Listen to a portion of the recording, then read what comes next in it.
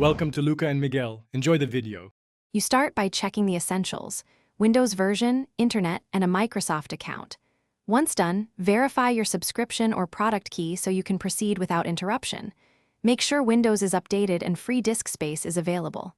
Next, choose whether to install from the Microsoft Store or Office. Both work, but the account portal centralizes licenses.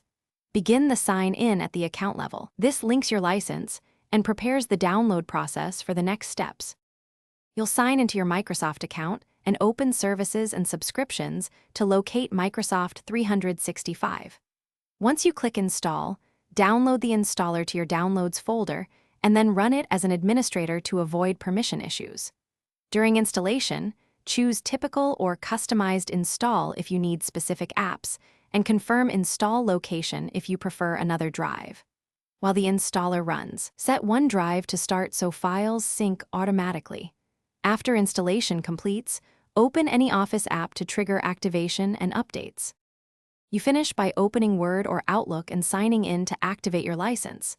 This step links the app to your Microsoft 365 subscription and enables automatic updates.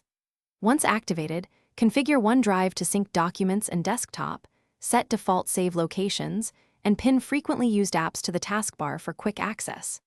If activation fails, sign out of Office and Windows Credential Manager, clear cached account data. Then sign back in. This usually resolves token issues.